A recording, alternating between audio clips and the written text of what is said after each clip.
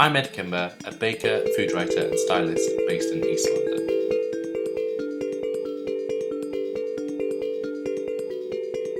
I'm all about flavour. Looks always come second.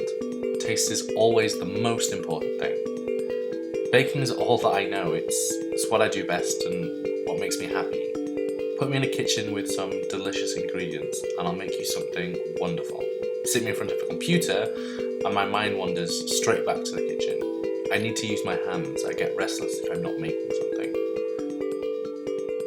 Living in London, I'm inspired all the time by the markets and produce available to us, by the restaurants and bakeries all around us.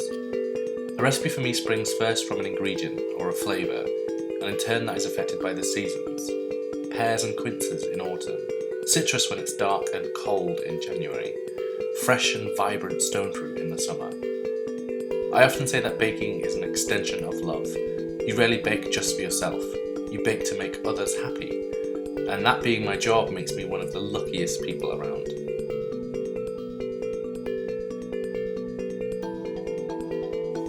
The idea for this cake came from the pears and chai tea that I bought at the market this morning. I wanted to make something that celebrated those flavours.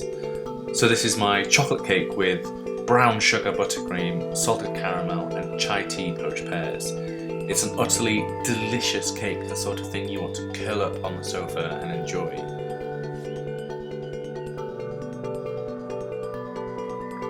I started baking more and more because I needed an escape from my job I utterly hated.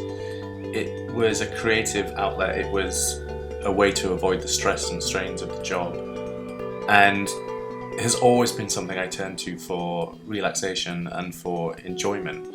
Baking should never be a chore, it should always be a fun activity, something that you can do with friends and family.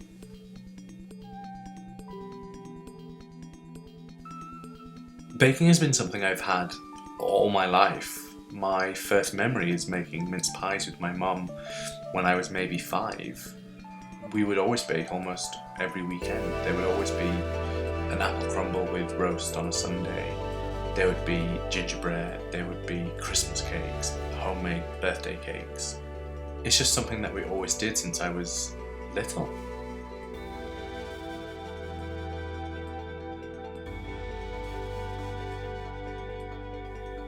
One of the most satisfying things about my job is I work most of the time on my own in my kitchen by myself.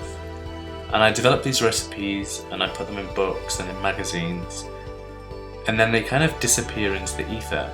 But then they come back to me when people send me emails, post pictures of the recipes on Instagram or Twitter.